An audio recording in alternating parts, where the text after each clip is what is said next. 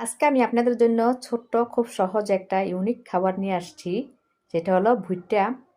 এই রেসিপিটা, আসসালামু আলাইকুম, আশা করি আপনারা সবাই ভালো আছেন। আমি আপনাদের দোয়া ভালো আছি। আজকে আমি ভুট্টা কিভাবে সিদ্ধ করে কাঁচা ভুট্টাটা খেতে হয় এই রেসিপিটা নিয়ে আসছি। আমার সাথে থাকুন, দেখতে থাকুন। এখানে আমি দুইটা ভুট্টা নিয়ে আসছি বাজার থেকে। এখানে দুইটা ভুট্টা নিয়ে আমার দাম নিয়েছে 50 টাকা। এখন বাজারে কিন্তু অনেক ভুট্টা পাওয়া যায়, যেখানে রাস্তাঘাটে দেখা যায় পুরানো যে ভুট্টাগুলো খেতে হয় ওইখান থেকে নিয়ে আসলে হয়। ওইটা একদম নরম থাকে এবং নরম ভুট্টাটাই খুব স্বাদ হয় যখনই আপনি বাসায় নিয়ে এসে এটা সিদ্ধ করে খাবেন। পোড়া তো অনেক খেয়েছেন, এবার সিদ্ধ করে খেয়ে দেখেন।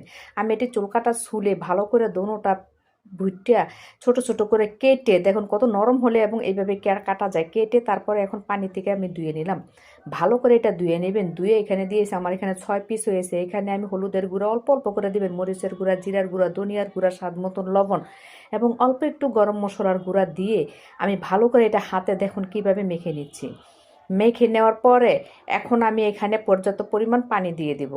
দেখুন এখানে কতটুকু পানি দিতে হবে। ঠিক এখানে আমি 1 লিটারের মতন পানি দিয়েছি। এটা পানিটা বেশি দিলে সিদ্ধটা খুব সুন্দর মতন হয়। এই পানিটা আমার পুরাটা শুকাতে হবে।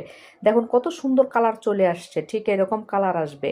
এবং ডুবন্ত পানি থেকে এটা সিদ্ধ করলে ভিতরে আপনি মশলাগুলো ডুববে এবং এটা যখন খাবেন তখন অনেক স্বাদ লাগে, এত স্বাদ হয়। আমার কিন্তু এটা হয়ে আসছে, পানিটাও শুকিয়ে গেছে। আমি এখন এটা নামিয়ে গরম গরম পরিবেশন করব। গরম গরম খেয়ে দেখবেন। আমার রেসিপিটা যদি ভালো লেগে থাকে আমার এটা শেয়ার, কমেন্ট, ফলো দিবেন। আমার পেজের সাথে থাকবেন। আপনাদের জন্য সহজ রেসিপিগুলো নিয়ে আসতে চেষ্টা করি।